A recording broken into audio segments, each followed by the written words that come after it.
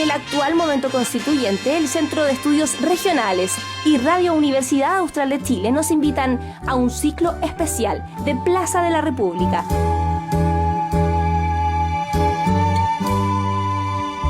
Plaza de la República, reflexión y discusión en el momento constituyente, cada lunes al mediodía en Radio Universidad Austral de Chile. Viene bajando el calle hasta la calle Libertad.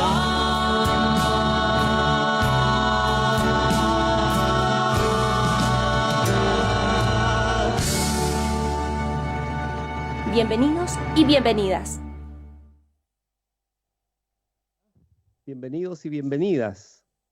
Estamos ya en el Constituyente en esta sesión, hoy día 31 de agosto, seguramente este registro va a quedar y va a ser revisado, esperamos, además con posterioridad durante mucho tiempo, porque estamos viviendo un momento histórico y ese es el sentido de este encuentro que va a ser todos los lunes al mediodía. Vamos a estar luego a las 12:30 con un panel regional, pero en esta primera media hora vamos a conversar en esta primera semana, además de, comillas, campaña por el apruebo o el rechazo ya legalmente iniciada, con nuestro buen amigo Egon Montesinos, director del Centro de Estudios Regionales, quien ya tiene a nuestro invitado que hemos anunciado solo por redes hace unas horas para que se vaya sumando la audiencia. Así es que bienvenido, Egon, y por supuesto, los honores para presentar a nuestro gran invitado de hoy.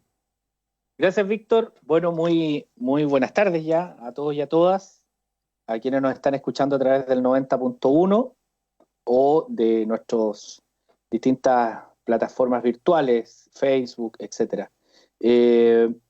Tal como tú lo señalas, hoy día tengo el placer y el agrado, además de contar con un senador de la República, Alejandro Guillé, que fue candidato presidencial en las pasadas elecciones presidenciales, que es un regionalista de tomo y lomo, al cual le tengo un gran aprecio, un gran cariño por todo el trabajo que ha llevado adelante para poder sacar y concretar las elecciones de gobernador regional, y quiso estar con nosotros acá. Quiero agradecerle a su equipo, senador, a mi amigo Matías Valenzuela, que me hizo el nexo ahí con todo su equipo, a usted por la gran disponibilidad de conversar con la Universidad Austral en su radio, en este programa que hemos denominado Constituyente. Senador, bienvenido a nuestro programa. Muchas gracias, Egon. Un saludo a Víctor, mi colega periodista que hace las presentaciones. Y bueno, estamos esperando a nuestro amigo que andaba por Santiago, iba a venir por Santiago, Matías, y habíamos quedado de juntarnos, aunque sea a 4 metros de distancia, pero un gran aprecio de esos amigos jóvenes que uno tiene tan llenos de ideales, ¿no? Es muy bueno. Lindo tipo. Un metro y medio nomás. Encantado todavía. Sí, 1,5 metros de distancia. Mira, yo aquí vivo en una parcela, así que le pongo 4 metros. Gracias, senador. Este ciclo de programas, senador, tiene como propósito hablar de cómo va transcurriendo el proceso constituyente. Bueno, ya estamos en periodo de campaña. Es conocido que usted va por el apruebo, yo igual, somos personajes público en distintos niveles, yo a nivel regional, usted a nivel nacional, pero después viene un panel de apruebo-rechazo, que ahí es donde se agarran del moño. Aquí en general en este primer bloque no nos agarramos el moño, simplemente tratamos de profundizar en algún tema. Yo lo quiero llevar a la primera inquietud que tengo, senador. ¿Cuál es su impresión de cómo va este proceso constituyente? ¿Hay certeza que vamos a tener un plebiscito seguro? Las medidas que se están tomando de parte del gobierno, el Congreso, CERVEL, ¿le dan garantía a usted que vamos a tener un plebiscito seguro? Sin duda que se puede. Todo depende de la capacidad de hacerlo bien organizado y sobre todo de que hay una genuina voluntad de parte de las autoridades de gobierno de que este plebiscito se haga con amplia participación ciudadana. Por ejemplo, nosotros proponíamos que fuese una votación de 2 días para que no hubiese concentración de población a ninguna hora y la gente pudiera votar con pausas importantes. Lo mismo, habilitar más colegios, lo mismo, para que no haya aglomeraciones, y además definir un mecanismo de transporte público para que la gente se pueda desplazar. Por esas cosas raras en Chile, y a mí me ha pasado, yo estoy inscrito, por cierto, en Antofagasta, he votado en cada elección, prácticamente me toca un colegio distinto, y cada día más lejos de mi casa. Es una cosa extraña, que uno debería suponer el colegio más cerca de uno debería ser el lugar donde uno vota. Entonces, de repente, yo tengo que cruzar la ciudad entera de Antofagasta para ir a votar cuando me tocó en el caso de la presidencial. Hay maneras y todo depende que la autoridad ponga además unas cuantas lucas para tener todos los apestos, pero no los equipamientos de las mascarillas, que tenga algún sistema para limpiarse las manos al entrar al local de votación, que haya diversidad de lápiz y después de votar se limpia el lápiz. Va a requerir un esfuerzo especial de sobre todo los vocales, que van a poder jugar un rol muy importante acá, pero si se quiere se puede. Ahora, yo tengo mis dudas hasta dónde la autoridad tiene real intención que esto sea amplio, participativo y democrático, para ser sincero.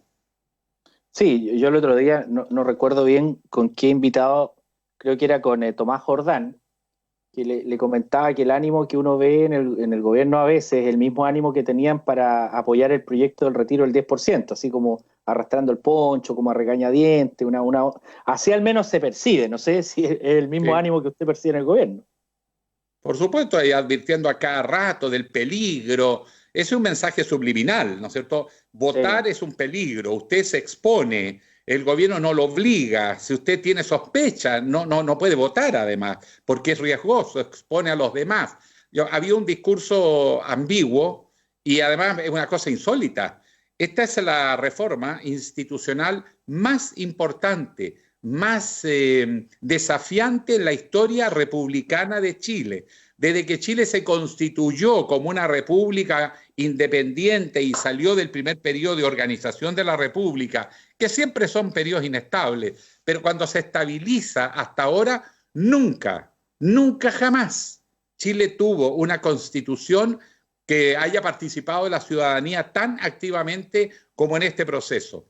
Por lo tanto, esta experiencia inédita, yo tengo la impresión que las élites le tienen reserva, le tienen temor, no solo en el gobierno, sino muchos grupos sociales que están cómodos con el statu quo e incluso grupos políticos también lo miran como con cierta resistencia, con un cierto temor a la decisión soberana de la ciudadanía cuando no está encapsulada por organizaciones que permitan hacer predecible su voto, porque nadie sabe exactamente cuántos van a votar ni cómo van a votar. Y después va a abrir el proceso de elegir a los constituyentes y ahí también hay cierta incertidumbre cómo van a votar. Entonces lo que uno nota es que hay un intento de coaptar el proceso excesivamente por los partidos y de politizarlo, de partidizarlo, en eso de que en vez de convocar a la ciudadanía todos por el apruebo, como fue en el plebiscito del sí y el no contra Pinochet.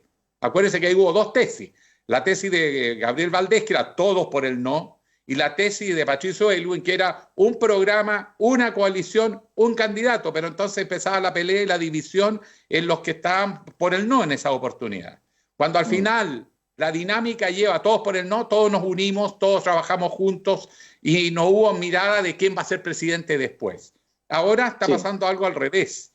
Los partidos están demasiado ansiosos por politizarlo y transformarlo en un espacio de promoción de sus candidatos a presidente y otros, lo que le quita protagonismo a la ciudadanía en el proceso. Yo creo que los partidos deberían manejar mejor los tiempos, porque lo que la ciudadanía tiene hoy día es la enorme incertidumbre por la pandemia, por el desempleo y por el tener conciencia de que va a enfrentar un proceso político inédito como un proceso constituyente. Y por lo tanto la energía debería estar en trabajar con la ciudadanía para darle confianza, certeza, gobernabilidad en este proceso.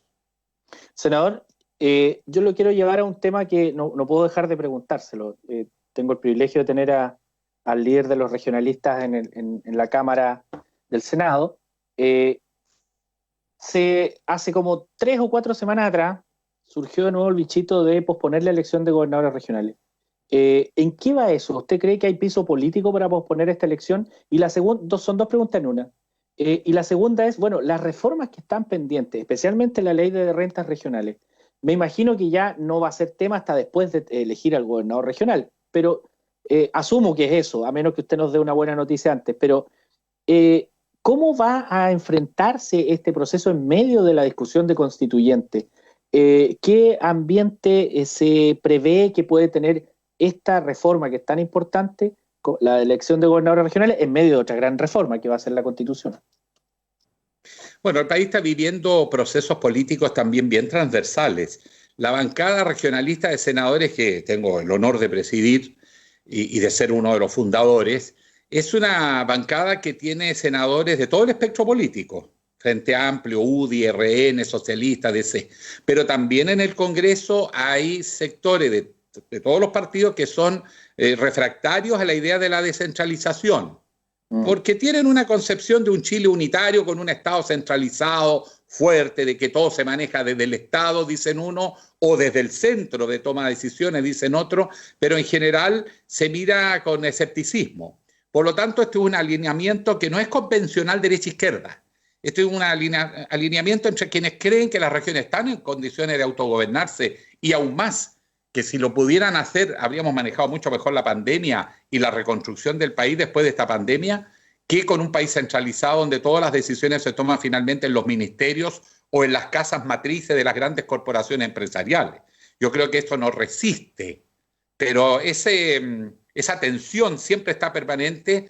Este gobierno no ha hecho los avances que correspondería. De hecho, tú ves que los reglamentos para explicar cómo se produce el proceso de transferencia de competencia no se han promulgado, solamente falta incluso algunas tan importantes como la más importante de todas, el ordenamiento territorial, clave para planificar el desarrollo desde los territorios.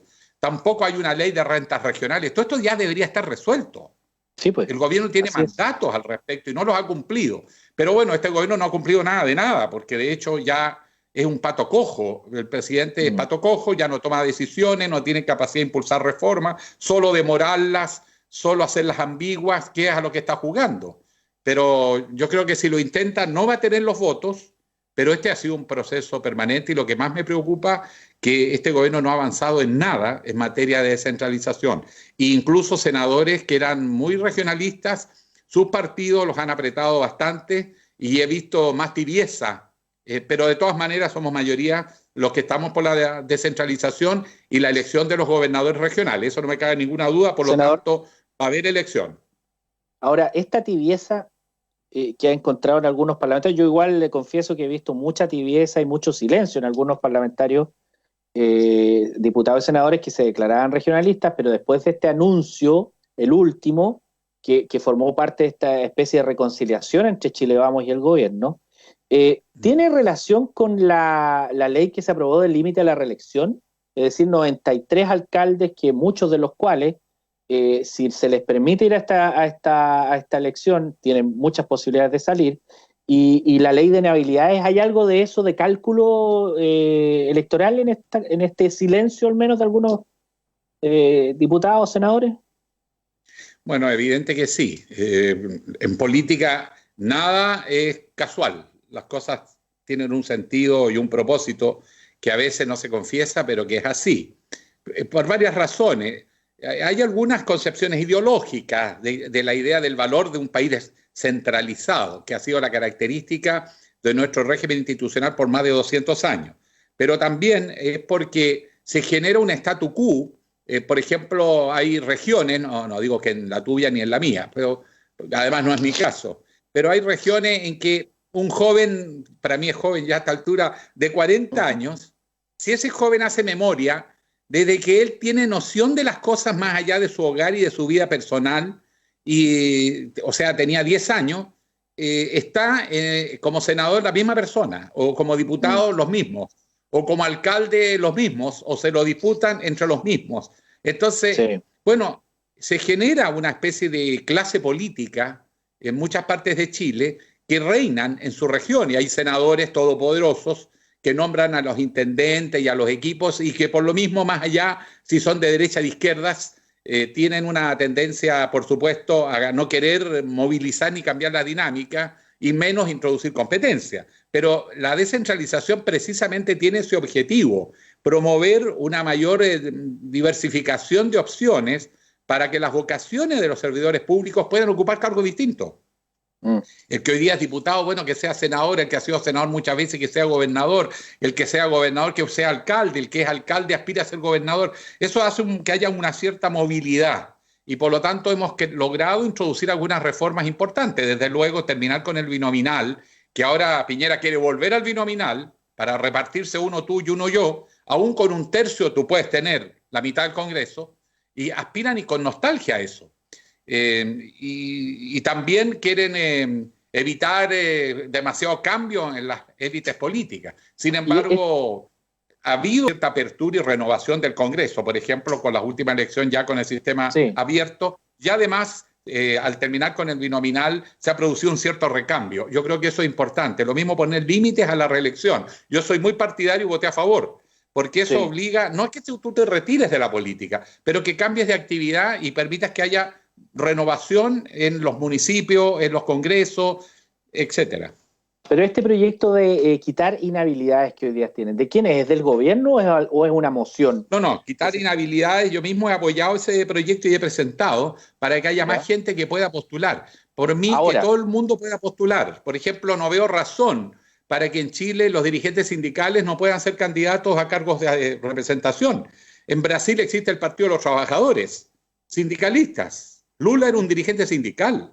¿Pero es un proyecto del gobierno o es una moción? Candidato a presidente. Pero en Chile no. Te limitan. Lo mismo, el que está en un cargo no puede postular al otro. No, hay demasiadas limitaciones. Y eso es porque hay una clase política que no le gusta la competencia. Ya, pero este proyecto, para que quede claro, senador, este proyecto de inhabilidades no va de la mano con posponer la elección de gobernadores regionales. No tiene por qué. Carriles distintos. Pero esta última del gobierno es más misterioso. Lo quiso poner como iguales. Presentadas con años de anticipación, no ahora. A esta altura ya no conviene mover las cosas porque ya las dinámicas están desatadas. Entonces, si tú empiezas a cambiar las reglas de juego cuando el proceso ya está en marcha, tú comprenderás que eso lo único que hace es introducir más incertidumbre. Yo creo que ahora ya hay que jugarse a la elección y que postulen sin cambiar mayormente por esta elección el tema de las inhabilidades. Podemos verlo después, inmediatamente. Claro, yo soy partidario de abrirlo. Pero cuando ya tú convocaste, ya no puedes empezar a cambiar las reglas del juego. Perfecto. Me queda absolutamente claro que son carriles totalmente distintos. Senador, ¿cómo se imagina en la discusión supongamos que gane el apruebo? Todas las encuestas señalan que va a ganar. Es más, hay mismos sectores de la derecha. El regreso de Pablo Longueira lo usó como título de la canción. Va a ganar, voy a votar por el apruebo, va a ser constituyente. Hay mucha información y opiniones que gana el apruebo. ¿Cómo se imagina la discusión del proceso de descentralización? ¿Usted cree que podría ser el espacio, por ejemplo, en donde se modifique el poder que va a tener el delegado presidencial regional? ¿Puede ser ese el espacio o usted cree que eso ya no se va a modificar y en la discusión van a ser otros los temas, un Estado más protector de ciertos derechos y no tan concentrado en atribuciones a regiones? No, yo creo que se van a dar todas esas cosas porque una de las mayores demandas ciudadanas es la descentralización en la toma de decisiones. Cualquier alcalde de cualquier sector político se ha dado cuenta en esta pandemia que no puede estar mirando a Santiago para tomar decisiones cuando se está muriendo la gente de su comuna. Como ha pasado. En Antofagasta se decide si hay cuarentena o no cuarentena en Santiago, en circunstancias que la ciudadanía, que el personal de la salud, los científicos, los académicos, los propios alcaldes opinan una cosa y Santiago decide otra. Y pone la cuarentena y saca la cuarentena por consideraciones que tienen que ver más con la minería y no ver obstaculizados los procesos productivos, que la seguridad de la gente, que la salud de la gente, y por lo tanto eso es lo que nosotros queremos terminar. Yo creo que hay una conciencia de que si Chile hubiese sido un país descentralizado, nos habríamos defendido las regiones mucho mejor de lo que ha ocurrido. Particularmente yo lo sé por mi ciudad, en Antofagasta, donde incluso los parlamentarios hemos estado en la misma postura con los alcaldes, con el personal de la salud, tanto el personal médico como los paramédicos, la FENATS y todo, y conversamos y llegamos a acuerdos, pero Santiago lo cambia sin decir aguabá. Y eso nos ha expuesto, porque somos una zona de mucho movimiento de población, por la minería. No olvides tú que prácticamente la mitad de la gente que está en la minería viene de afuera, no viene de la región. Eso hace que haya un movimiento en los aeropuertos, en los puertos, en los terminales de buses, y se ha generado unos focos de contagio incontrolables. Obviamente en un país descentralizado esto se habría luchado mucho mejor y con municipios más empoderados, porque después de la elección de gobernadores y la instalación de los gobiernos regionales hay que mejorar las atribuciones de los CORES, pero también hay que modificar la ley orgánica de municipios para transformar definitivamente la administración municipal en gobierno local. Esos procesos van a ir generando más participación de la ciudadanía y toma de decisiones en el territorio. Eso es lo que hay que transmitirle a la gente. Y eso es naturaleza de los estados modernos. Los estados europeos son todos descentralizados. Y además permite más equidad territorial, porque los territorios van a tener un presupuesto y van a decidir en el territorio. Los habitantes de Valdivia van a decidir qué hacen con los recursos que le corresponden, ¿no es cierto?, la región de los ríos, o también la región de los lagos, la región de Antofagasta. Allá la ciudadanía decide qué es prioridad: vivienda, salud, educación. La región pone la urgencia, la región toma la decisión de qué prioriza. Esa toma de decisiones es cada vez más un sentimiento caro, aunque no esté en la discusión cotidiana. Pero todo el mundo extraña una mayor democracia más cercana, donde tu decisión y tu voto tienen consecuencias, y no como ahora que elige un representante que te dice que es regionalista y después resulta que nunca más habló de regionalización. Así es. Senador, hace poco el alcalde de Las Condes, Joaquín Lavín, se declaró socialdemócrata. Deduzco que también hincha la Católica, la U y Colo-Colo al mismo tiempo. Y yo le quiero preguntar, usted es un progresista y evidentemente socialdemócrata. ¿Qué país se imagina usted? ¿Se imagina un país con una constitución más parecida a la uruguaya? ¿Un país con una constitución más parecida a la colombiana? ¿Con un país con una constitución más parecida a los países nórdicos en Europa? ¿Qué modelo de Estado es el que usted va a pensar o espera que se piense en esa constitución? Mira, yo reconozco que a mí un país de América Latina que me gusta mucho es Uruguay, pero me gusta más por los uruguayos, esa sencillez del uruguayo, sí, esa cosa afectiva, cotidiana, sencilla, austera, me encanta. Cívica, pero además. Los países tienen, claro, tienen una relación química. Yo viajo por el mundo, como te pasa a ti o cualquiera, y donde llego a un seminario, ¿con quiénes me hago amigo? Con los uruguayos, con los argentinos, con los peruanos. O sea, el entorno más allá de cualquier consideración. Yo creo que Chile puede tener un rasgo propio. Yo no miraría tanto a otros países, porque la socialdemocracia en Europa también está bastante cuestionada. Sí. No olvides que ese estado de bienestar, como lo entendimos, con un Estado que garantiza el derecho, está bien, pero en tanto garantiza los derechos, pero no tiene por qué ser el Estado el que hace todas las cosas. Uno lo que quiere es que te den atribuciones, facultades. A mí me gusta mucho la experiencia de Italia o la experiencia de España, por ejemplo, donde el eje y el motor de la economía son las pymes, la pequeña, la mediana empresa, la economía de escala, a escala humana. Todo lo contrario que en Chile, que son las grandes mineras, los grandes bancos, las grandes cadenas de supermercados, las grandes multitiendas, siempre los grandes mandan. Y tú ves que la última reforma tributaria que se aprobó hace 2 semanas atrás, con el voto favorable del llamado, entre comillas, progresismo, lo que hizo fue pasarle la mitad del fondo para la emergencia del fondo COVID, 6.000 millones a las grandes empresas, mientras se le negó a las pymes. Y hoy día las pymes están enfrentando un futuro muy incierto. Yo me pregunto dónde está el progresismo. ¿Qué socialdemocracia es esa? Que tiene una opción preferencial por los ricos. Si los ricos recurren a los bancos, además, perdona que te diga, Egon, bajarle el 1% de los impuestos o quitarle ese 1% de contribución regional a las inversiones sobre 10 millones de dólares. Yo te pregunto, ¿qué pyme hace inversiones por 10 millones de dólares y más en este momento? Si eso es para ayudar a las mineras, y las mineras están ganando plata como nunca, no han parado un solo día, el cobre está con un precio disparado. ¿Qué tienen que estarle pasando plata a las grandes mineras cuando en las pymes en Antofagasta están todas quebrando? Las pequeñas, las medianas empresas, incluso que le prestan servicio a la minería, están con problemas, porque las grandes mineras aprovechan de hacer ajuste a costa de las pymes. Nadie protege a las pymes. A mí me gustan los países, mira, tú vas a Europa, incluso Europa, Francia, estaba viendo unos reportajes, y resulta que hay ciudades donde la ciudadanía, a través del gobierno local, el municipio, decidió que no iba a haber supermercado en esa ciudad, están los almacenes de barrio. y están especializados. Y hay sectores donde está una tienda al lado de la otra y una vende quesos, lácteos, el otro vende carne, el otro vende verdura, fruta, y la economía se mueve y todos participan y hay un estilo de vida más austero, pero hay un estado de economía donde la ciudadanía toda tiene un lugar, donde cada uno tiene un estilo de vida que tiene pisos razonables. Yo creo que hay experiencias de distintos países que uno debería aprender. Yo soy, por ejemplo, claramente partidario de un Chile descentralizado, con un régimen semipresidencial, con más poder en el Congreso, pero también con poder en las regiones. Y que se base mucho más en una economía sostenible en el tiempo, que tiene una relación cuidadosa con los recursos humanos, que respeta los derechos de pueblos originarios, que tienen que tener su propio modo de vida y su propia economía. Ojo con eso, porque aquí hablamos de los pueblos originarios, ¿qué les doy a los pueblos originarios? Pero no lo que ellos demandan. Ese es el desafío verdadero.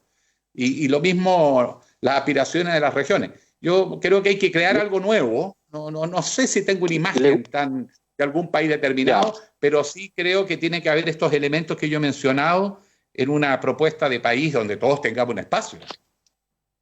Me quedan los últimos minutos. ¿Le gustan los referéndums revocatorios a nivel nacional o solo regionales y locales? Yo creo que o en todos los niveles de gobierno. Sí. No, yo creo que eso obliga a hacer buen gobierno. Y por lo tanto es un mecanismo que debería instaurarse en nuestra institucionalidad. Fíjate que nosotros hace un año atrás, no, poco menos incluso, cuando fue toda la explosión social y comenzó esta brutal represión a los jóvenes particularmente y a la gente que protestaba, donde está probado, porque además en juicio ya empieza a salir lo que todos nos dimos cuenta, que Carabineros salía a dispararle a los ojos a los muchachos para dejarlos ciegos, para castigarlos. Mira qué criminal la actitud de la policía, amparada por el gobierno de turno. Yo dije que esto no da para más, adelantemos las elecciones. Pero adelantemos las elecciones no solo de presidente, adelantemos la de los parlamentarios, porque nosotros tampoco estábamos jugando un rol relevante en la defensa de la ciudadanía que estaba protestando. Me trataron de todo, porque no hay nada que le duela más a un político chileno que le digan, hacete a un lado, sacrifícate, deja que esto circule. Pero en fin, yo creo que nos habríamos evitado muchos dolores de cabeza si hubiésemos adelantado las elecciones. Pero los referéndums revocatorios, entonces, ¿a usted le gustaría para gobiernos locales, gobiernos regionales y presidente? No solo para niveles subnacionales. Está siendo pésimo, no va a esperar 4 años, la ciudad no está en condiciones de esperar 4 años. Y si un senador lo está haciendo mal, 8 años. ¿Y le gusta a mitad de periodo se puede los... hacer una consulta, me parece razonable. Aunque creo que el periodo presidencial de 4 años es muy poco, debería ser a lo menos 5, porque si no los gobiernos llegan a tratar de hacer 2 o 3 cosas vistosas para demostrar que no lo bien. Le iba a preguntar si le gustaban los periodos de 6, 4, pero me puso de 5. Okay. Sí, y la última pregunta. Prefiero los periodos de 5 años, pero con una consulta revocatoria. Antes que terminemos, senador, la última pregunta. ¿Le gusta el modelo de que los plebiscitos puedan ser activados o los mecanismos de democracia directa pueden ser activados desde la ciudadanía o solo desde el gobernante? ¿Qué modelo le gusta? No, tiene que los ciudadanos puedan... Plebiscito. Mira, la gracia que hemos descubierto los chilenos en estos días es los Zoom, Skype y todos estos mecanismos. Hoy día se puede hacer un plebiscito sin gastar mucha plata y la ciudadanía se puede expresar a través de medios electrónicos. Podemos votar sin necesidad de exponernos. ¿Por qué no podemos votar por Internet si los europeos lo vienen haciendo? No solo hace rato, muchos países de América Latina votan electrónicamente. En Estados Unidos se vota electrónicamente. Incluso tú puedes votar antes, días antes, y mantienes en secreto el voto. Bueno, todos esos mecanismos son propios de la democracia electrónica, la democracia postmodernista, donde la ciudadanía participa. Y junto con elegir debe ser capaz la ciudadanía de decidir temas que son de interés ciudadano. Los plebiscitos locales para ciertos efectos, regionales o nacionales, son absolutamente propios de una democracia activa, participativa y descentralizada. Muchas gracias, senador. Senador, lo voy a sacar del tema. Víctor, permíteme solo 30 segundos. ¿Qué técnico prefiere para Colo-Colo? Este es un gustito que me voy a dar yo nomás. Ambos somos colocolinos. ¿Qué técnico le gusta para Colo-Colo? Porque ya con Alberto Jara nos resistimos. Cualquiera más, pero maestro, ¿qué nos ha pasado? Pero ¿cuál le gusta a usted? No sé, fíjate, no he estado tan... Con todo esto de la pandemia le perdí un poco el hilo al fútbol sé que el equipo está mal y además hay problemas internos de directiva, de socios. A mí no me gustan las sociedades anónimas, para serte bien sincero. Siempre dije que se va a perder la esencia del fútbol, que es la emoción. Esto se va a transformar en una empresa privada que no tiene mística y que lo que hace es hacer negocio. Conversaba una vez con Harold Mike Nichols y me explicaba que en Chile era inexplicable que los jugadores sean tan viejos, porque compran nombres y compran y venden, pero no hay inversión en formar nuevas generaciones de futbolistas, porque hay que invertir. Y al negociante chileno le gusta la ganancia aquí, ahora, al tiro. No le gusta pensar en el largo plazo. Borgio, ¿no? Sí, siempre Borgio. Por ahí podríamos empezar a conversar algo interesante. Estaríamos muy bien. Pero tiene que tener más espalda, porque como te digo, en el fútbol se han transformado en un mero negocio, hace muy difícil formar clubes con política a largo plazo, sino que todo es comprar y vender jugadores, en eso se agotan. Bueno, Egon, un abrazo. Muchísimas y a trabajar gracias por el apruebo. Hay que trabajar, aquí hay que comprometerse, aquí no hay que ser tibio. Cuente conmigo. Que le vaya muy bien. Muchísimas gracias, senador. Este programa sigue, así que usted se desconecta o Víctor nos desconecta o lo desconecta al senador para darle la bienvenida al panel número 2. Víctor, tienes creo a Luis Reyes, alcalde de Río Bueno, ¿cierto? El Luis Reyes, alcalde de Río Bueno. Víctor, no te escucho.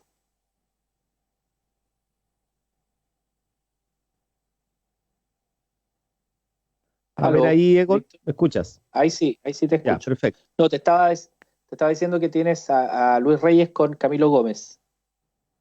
Sí, esa es la idea, irse al ranco un poco, ¿no? En el ranco están pasando cosas bien interesantes, además que nos anticipa escenarios que tú ya algo conversabas con el senador, que tienen que ver con cómo los partidos también están pensando esto, y vamos a hablar con dos personas que tienen sus críticas precisamente a ese proceso visto desde los partidos. Entonces, me parece que es interesante la conversación, la continuidad de la conversación. Sí, yo solamente, Víctor, te voy a quitar 30 segundos. Quiero saludar a dos amigos que van a estar. Yo no voy a estar en el programa. Estimado Luis, vas a quedar con Víctor Godoy. Un saludo para ti, alcalde de Río Bueno, Luis Reyes, un querido amigo. Y a Camilo Gómez, le iba a decir alcalde de la Unión, nada que ver.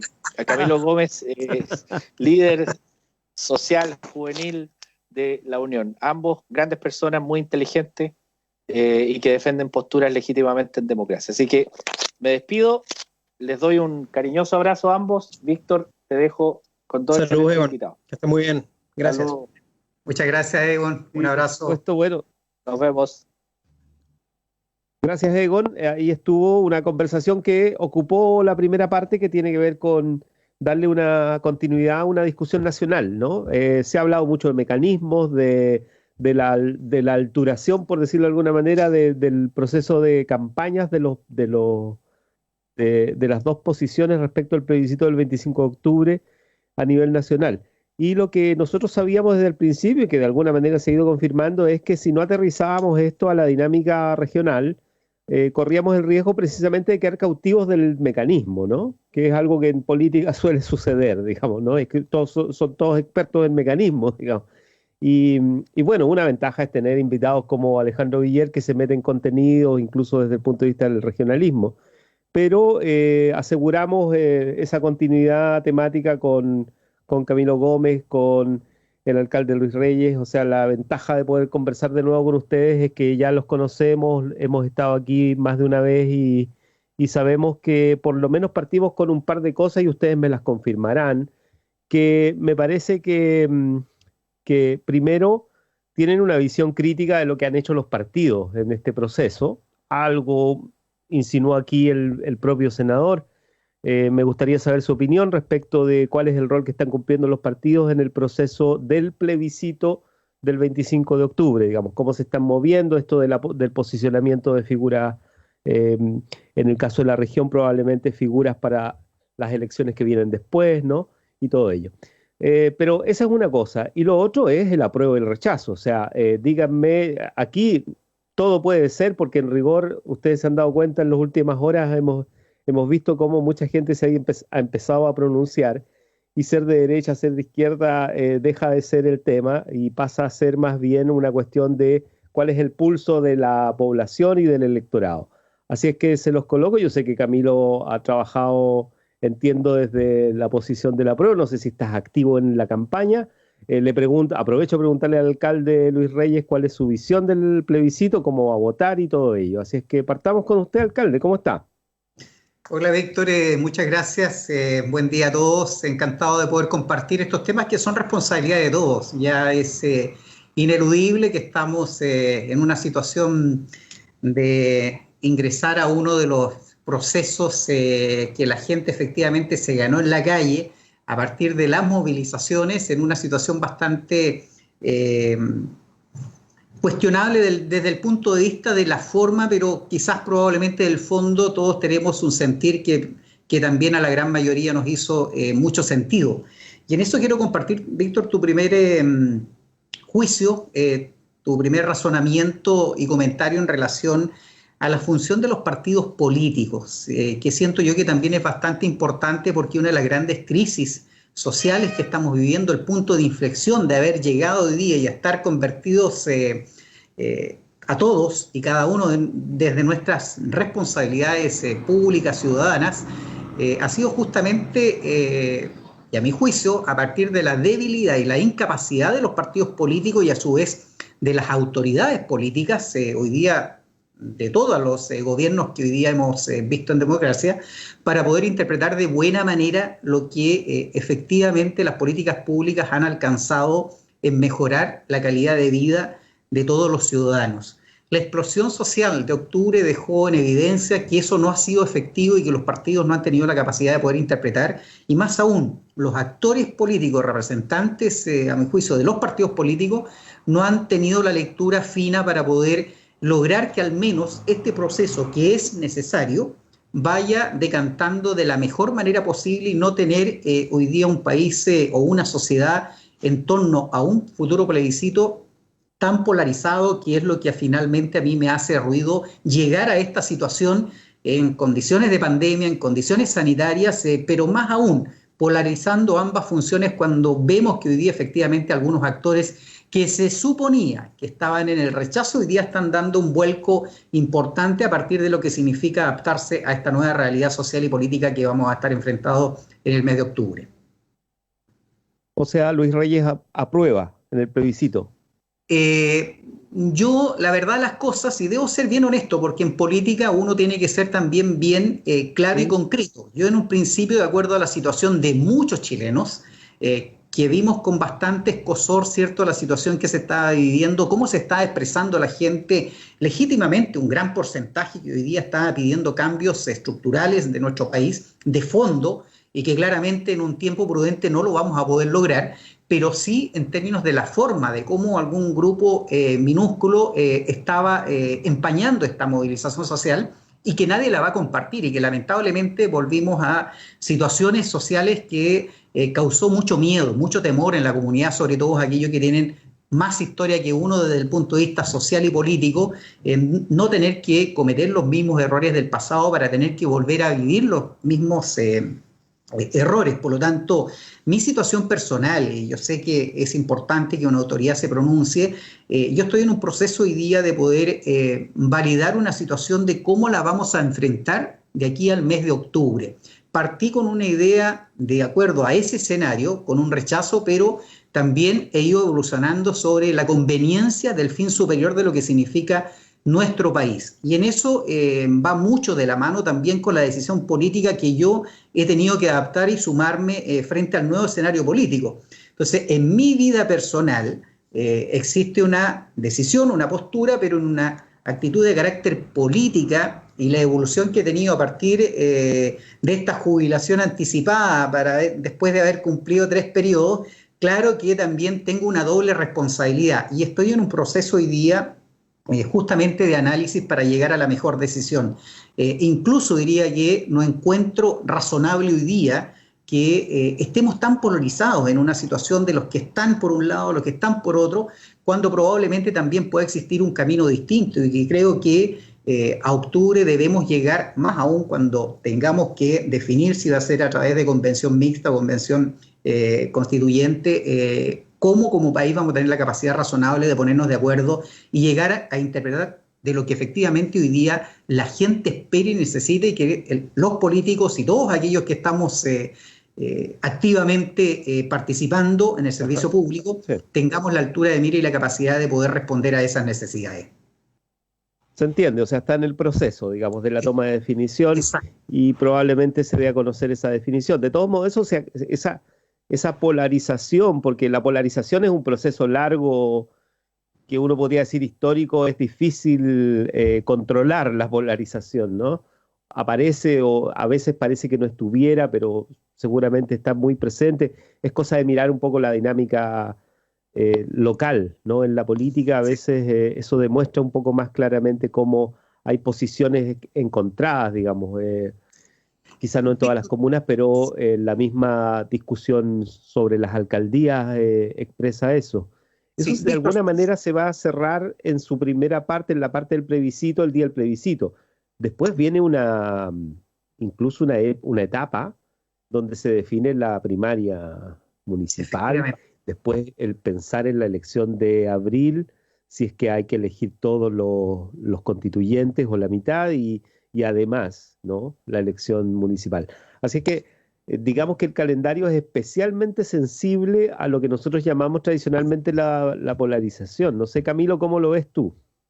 Bueno, muy buenos días a todos, gracias por la invitación. Bueno, primero yo me alegro de que el alcalde Luis Reyes esté manifestando que haya dado un paso afuera, digamos, de tal vez una trinchera inicial que iba directo al rechazo, y que ahora esté abriéndose una discusión, precisamente porque yo no soy tan partidario, o por lo menos en el análisis que hemos podido hacer y que seguramente van a compartir, que estemos en un espacio de polarización, porque polarización implicaría que estuviéramos en un espacio en el que estuvieran dos grandes fuerzas compitiendo, digamos, por estos polos, compitiendo ya sea el apruebo o el rechazo, por predominar el discurso público, por convencer a los demás.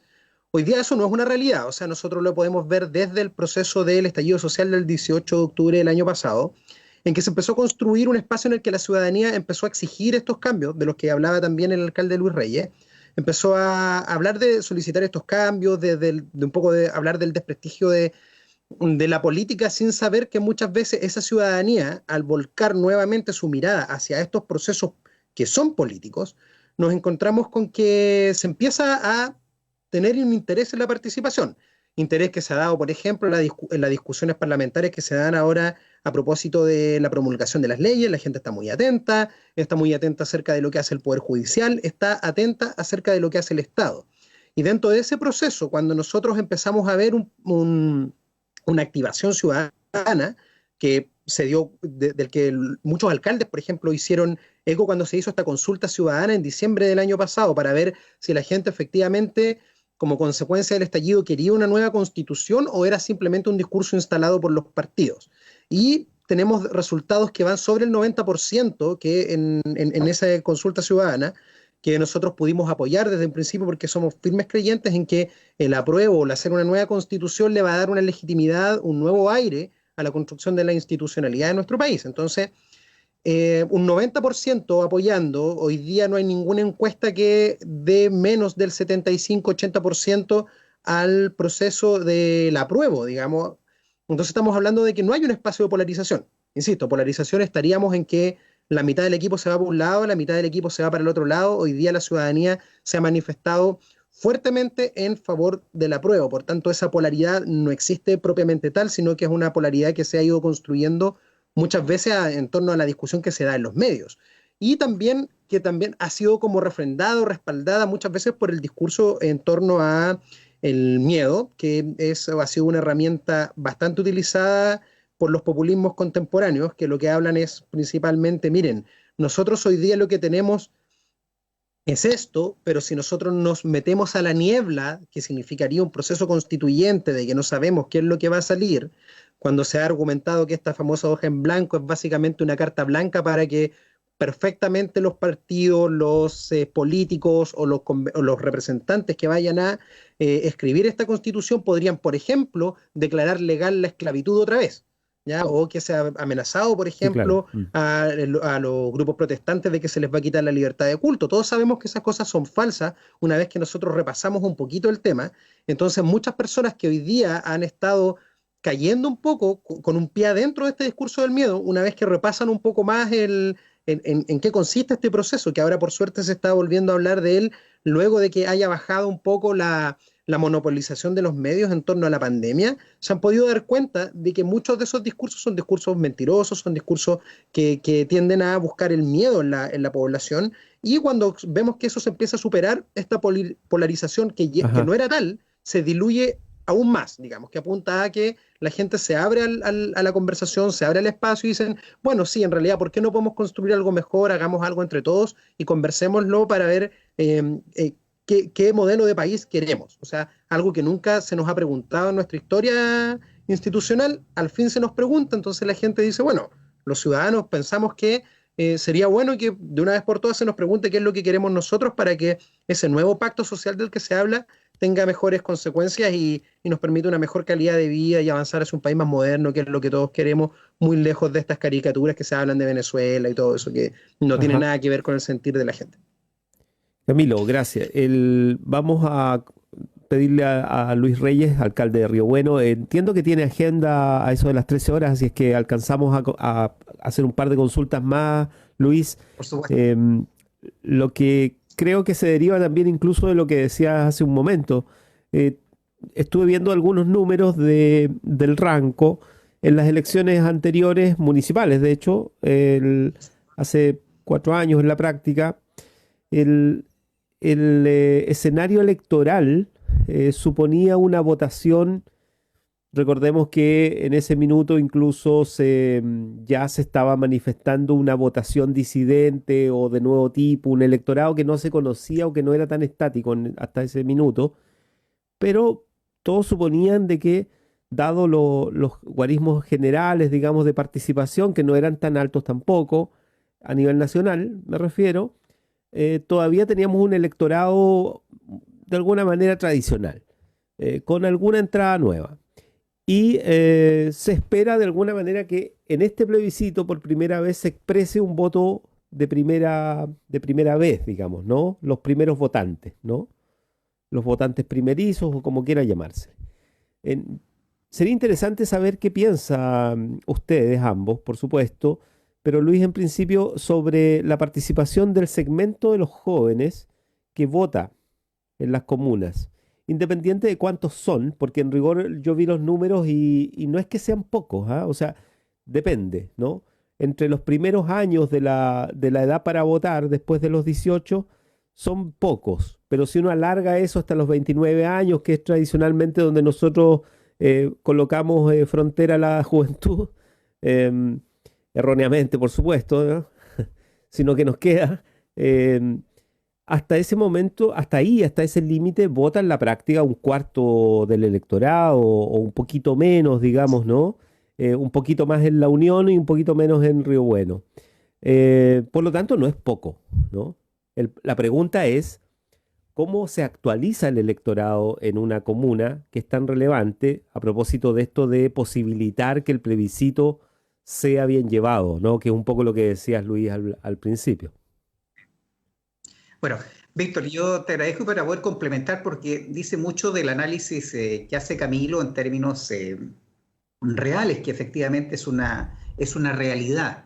Y eso se complementa muy bien, Víctor, con el muy buen contexto que complementas para poder dar espacio porque se conecta directamente con la realidad de lo que hemos visto en el pasado. Y sobre todo la situación de responsabilidad que tenemos los alcaldes hoy día, que son muchísimas.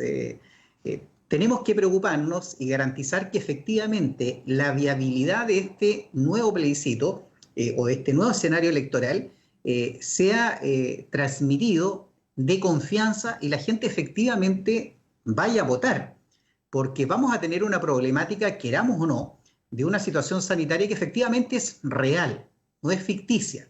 Segundo, vamos a tener una situación también desde el punto de vista de que si el plebiscito o los alcaldes no lo promovemos, no generamos hoy día todas las condiciones positivas para que se pueda desarrollar de la mejor manera posible, que desde el punto de vista sanitario va a tener garantizado que vaya a votar, podemos correr el riesgo, y es una de mis preocupaciones, y que también como alcalde y como líder de opinión en mi comuna y en la provincia del Ranco en general somos escuchados, claramente la gente hoy día vaya a votar y tenga una validez electoral el plebiscito.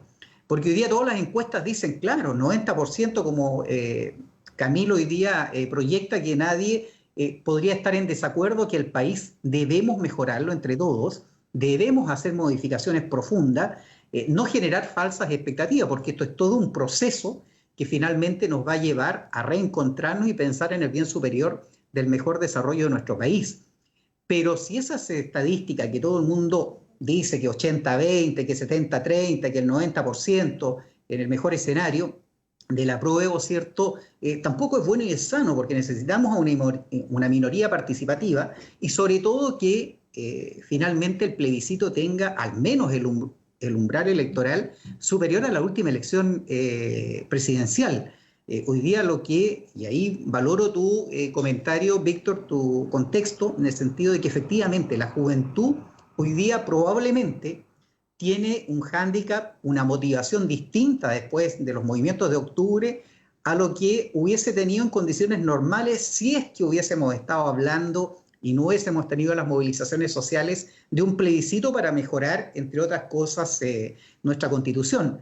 Y en ese contexto la realidad nos demuestra que efectivamente cuando se dispusieron las nuevas mesas, en donde el 95% de los votantes de esa mesa eran jóvenes, el nivel de votación era mínimo, paupérrimo, incluso en algunas mesas sin ningún voto efectivo. Por lo tanto, tenemos un gran desafío, y esa pega de alcaldes hoy día no es fácil pronunciarse hoy día sobre un apruebo o un rechazo, aun cuando tenemos una opinión, pero nuestra opinión pública es de tanta preocupación en el día a día que probablemente vamos a tener que ser bastante cuidadosos, responsables, más allá de nuestra opinión personal. Pero yo concuerdo completamente con el escenario y lo que plantea Camilo, y en este sentido también yo confío en que aprovechemos esta gran oportunidad que tenemos desde el punto de vista social de hacer las cosas bien. Porque, insisto, hoy día el sobregiro está en la línea de nuestros parlamentarios, de nuestros partidos políticos, de los gobiernos que han pasado administrando el Estado último momento, en donde se tuvo que pronunciar masivamente la comunidad, la gente en la calle, para llegar a esto que se ha ganado legítimamente, y recién nos estamos poniendo de acuerdo. Por eso que también el tránsito de un no o de un apruebo tan absoluto hoy día ha cambiado y ha evolucionado, y es propio de lo que va a pasar con este proceso desde el momento de octubre en adelante, cómo vamos a reordenar todas las responsabilidades sociales, públicas y como ciudadanos que vamos a tener.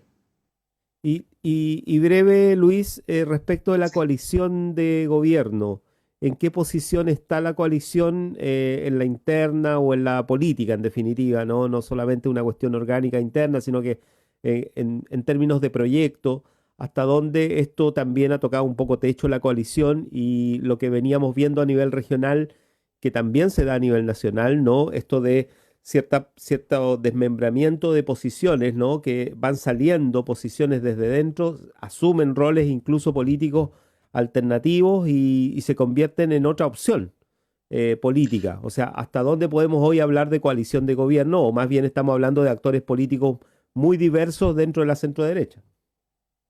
Bueno, no solo la centroderecha, Víctor, yo siento que estamos pasando por una crisis de liderazgo, una crisis política que es importante, y que nuestra región no está ausente, y particularmente me debo hacer cargo, mi opinión, por ser un actor político representante de Chile Vamos, claramente la falta de liderazgo político en la región.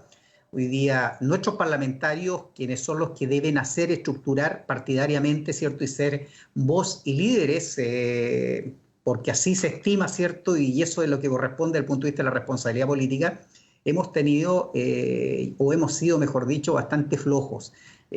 Siento yo que hoy día también hay que hacer un recambio desde el punto de vista de la mirada de los partidos políticos, y sobre todo como sociedad, quienes estamos permanentemente eligiendo a nuestros actores políticos para que nos representen fielmente. Y en eso no cabe duda, y así lo dice, por algo está Lavín, por algo está Evelyn Matei, por algo está en el Partido Comunista Jadwe, son alcaldes. Hoy día los alcaldes tienen un plus y una primera línea de evaluación que les permite estar accediendo a cualquier posibilidad política futura, que no se ve tan lejana. Antes estaba solo predispuesto, ¿cierto?, o dejado una línea muy pequeña de actores con presencia de carácter nacional o una élite política. Hoy día se ha abierto todos los cargos, y creo que a nivel regional, y por eso me he atrevido también a dar un paso importante, una señal concreta de que debemos ser capaces, todos los partidos políticos, y me alegro que Camilo hoy día se esté generando un espacio porque necesitamos gente joven, hacer un recambio. El tema de los caudillismos, todo esto está quedando fuera de sí porque ha quemado una gran parte de nuestra juventud que se interese por la buena política, por el servicio público. No puede ser que al servicio público estén llegando aquellos que no tuvieron posibilidades en el ámbito privado o en el desarrollo personal. Y creo que este giro es importante y siento yo que hoy día nuevos liderazgos a partir de nuestra región fundamentalmente van a impactar de buena manera a los partidos políticos para que representen la voz de quienes hoy día se expresaron en la calle y que normalmente hay una desafectación o un corte muy importante entre lo que son los parlamentarios y efectivamente quienes eligen a esos parlamentarios.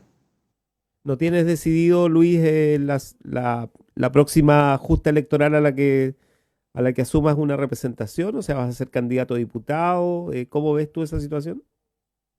Bueno, efectivamente, yo ya públicamente lo he manifestado y eso se condice mucho con lo que yo estoy manifestando en este minuto. Quiero ser consecuente. Hoy día he puesto mi nombre a disposición de ser candidato a senador. Creo que hoy día la provincia del Ranco merece hoy día liderazgos y nuestra región con 12 años de experiencia en lo público, haber crecido con esta región, con sus pros, con sus contras, con sus fortalezas y debilidades, con 4 años sumado como candidato a concejal, creo que es una experiencia que también debo responsablemente disponer para que mi partido, si lo estima necesario, pueda ser una carta importante. No tengo dudas de que hasta el momento, desde que iniciamos este proceso de precandidatura, se ha sumado muchísima gente, pero claro, particularmente mi apoyo es bastante transversal, porque mi gestión ha sido mirar justamente a la persona por sobre el apellido político de la persona. Y eso creo que hoy día nos hace bastante bien, es sano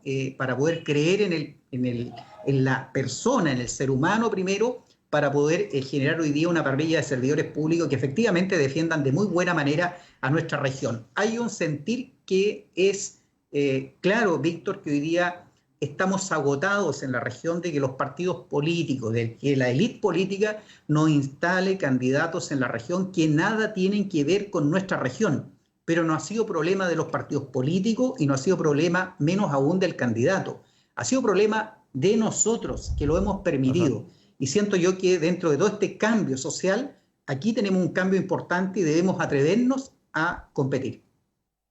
Bien, Luis, bueno, muchas gracias. Yo entiendo que tienes una actividad, ¿no? Así que liberamos la posibilidad, digamos, de dejar la videollamada, entendiendo que habían compromisos allí. De todos modos, junto con agradecer. ¿Sí? Todavía. Ya. Puedo unos minutos más, Víctor, así que no te preocupes. Perfecto. De todos modos, nos quedan pocos minutos y agradecer también a Camilo por siempre tener la disposición de acompañarnos y que un poco en la casa, así que por eso nos aprovechamos un poco de tu tiempo, Camilo, pero me parece que es relevante varias cosas que dijo el alcalde, ¿no? Yo creo que tú tendrás comentarios, pero aprovecho de preguntarte también lo mismo que le consultaba al alcalde, o sea, ¿qué piensas tú del tema de la participación del nuevo electorado y si va a cambiar mucho o no, digamos? Sí, lo que pasa es que si queremos ver cuáles son las razones por las cuales los jóvenes no están votando, podemos ver un poco en lo mismo que veníamos conversando recién. O sea, la gente ya está un poco cansada, porque no solo los jóvenes, o sea, la baja participación ha ido creciendo, la baja participación ha ido creciendo en el último tiempo. En cada elección participa menos gente precisamente porque lejos de debatir ideas, lejos de debatir espacios de bien común, lo que se empieza a hacer es achicar el espacio de la discusión a cuestiones que son más, por decirlo así, caudillismo, asistencialismo, que era lo que hablaba también el alcalde. Y eso hace que, claro, si yo voy a votar en un proceso de participación ciudadana, lo hago siempre y cuando yo sienta que esa idea o ese voto va a tener una repercusión real en el impacto de la vida de las personas.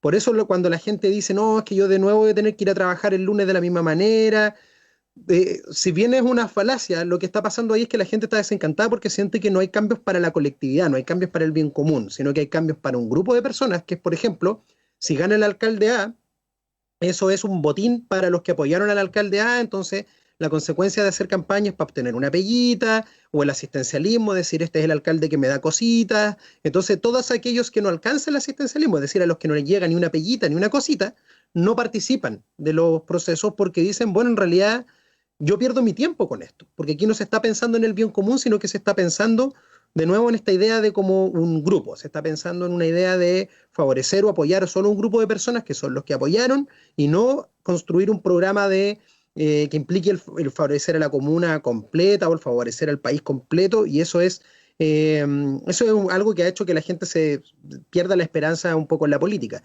¿Por qué va a participar más gente ahora? Y yo estoy convencido de que así va a ser, es por el hecho de que, y eso incluye a los jóvenes, es por el hecho de que hoy día no se está debatiendo un concepto de si vamos a votar por Pedro, Juan o por Diego, sino que hoy día lo que se está debatiendo, lo que se está conversando, es si nosotros vamos a hacer o no una nueva constitución. Y después, cuando tengamos que elegir estos representantes constituyentes, estos representantes van a ir a debatir con una idea. Uno no va a votar por, digamos, por Pedro, Juan o Diego porque me regalaron una cajita o porque me dieron una peguita, por quien diga, ¿saben qué? Yo voy a ir a proponer a la nueva constitución que se asegure el derecho al agua, que se respete la igualdad de género, voy a ir para que se respete o se establezca un reconocimiento constitucional de pueblos originarios, para que haya un espacio de democratización, y que era lo que se hablaba en el panel anterior, que haya un espacio en que las autoridades locales tengan más atribuciones, para que hayan espacios en que las decisiones que tienen que ver con la vida de las comunas, de las regiones, se tomen las regiones, es decir, la descentralización se haga concreta y no solo sea vamos a dejar una parte del dinero de los recursos que a ustedes les llegan para que vean lo que pueden hacer y no que manden los puentes hechos desde Santiago, no que manden las calles que se van a pavimentar hechas desde Santiago. Entonces esa situación marca una diferencia cuando en este proceso se vota por una idea, que cuando se vota solamente por una persona que puede ser, más allá de que tenga vocación, no tenga vocación, no quiera esto o lo otro, se haya convertido en un espacio en el que solo se favorezca a ciertos grupos de personas y se haya abandonado la idea de bien común. Los jóvenes lo tienen muy claro, los jóvenes no son flojos, los jóvenes no participan como forma de castigo en estos procesos. Entonces, por eso hemos visto, por ejemplo, en la Unión, cuando surge el 18 de octubre este estallido social, que se hace con todo el país, porque eso se da cuenta de que este proceso solo viene a destapar una olla de frustración ciudadana, que hoy día veíamos, por ejemplo, en la Unión 4.000, 5.000 personas marchando. O sea, estamos hablando de que en la calle había casi la misma cantidad de personas que hoy día votaron por el alcalde, ¿ya? Entonces estamos hablando de, y esas son las personas que salieron, más allá de que otras personas hayan todavía no querido salir a participar, porque todavía quedan algunos resabios de temor, de complicaciones con estos procesos de manifestarse públicamente, porque se siente que todavía hay una timidez con eso, pero más allá de eso, lo que tenemos hoy día son una ciudadanía informada, gente que quiere participar, jóvenes que están todo el día trabajando por que se genere un espacio para el apruebo. Nosotros lo vemos aquí en la Unión, o sea, nosotros en la Unión, en la caravana que lanzamos en la campaña del apruebo el día pasado, tuvimos la misma cantidad de autos y de gente participando que en Valdivia, que es la capital regional, que agrupa casi la mitad de la población de la región. Entonces, que no se diga que la gente no quiere participar. La gente no quiere participar cuando la respuesta de esa participación es que es de mentira, porque no, en realidad, insisto, se empiezan a llevar algunas personas la pelota para la casa y eso hace que la gente no tenga ganas, porque es un juego en el que entran sabiendo que van a perder.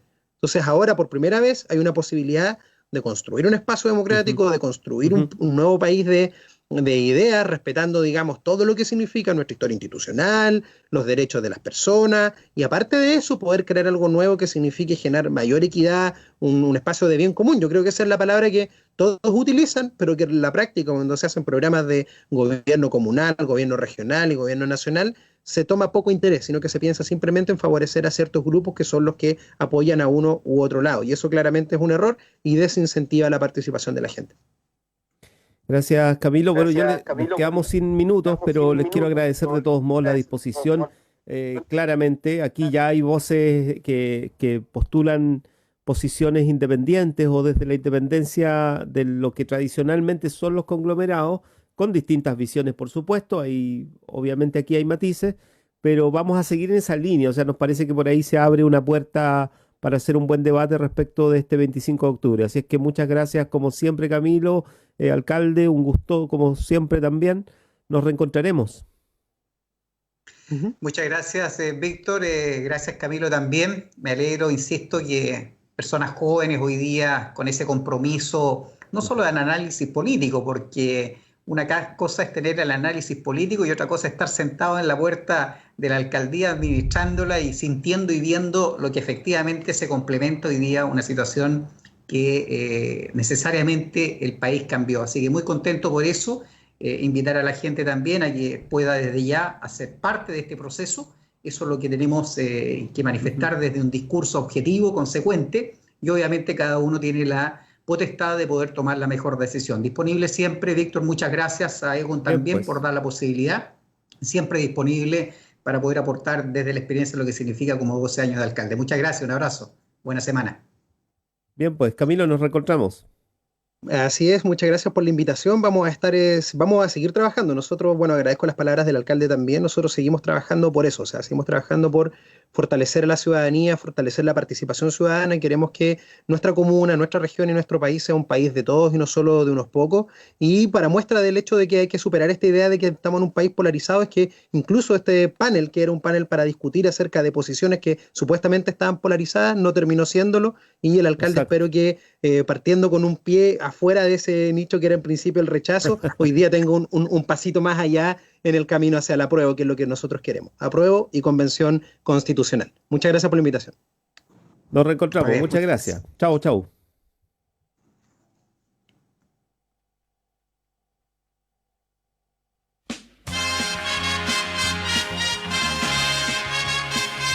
Plaza de la República regresa el próximo lunes al mediodía, con su ciclo extraordinario del momento constituyente.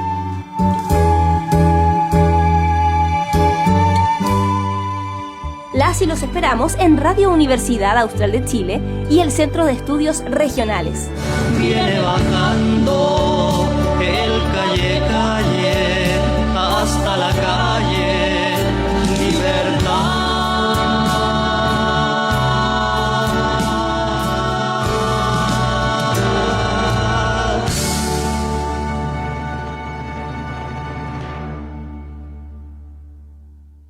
Construyendo educación superior desde las comunidades del sur austral. La Universidad Austral de Chile.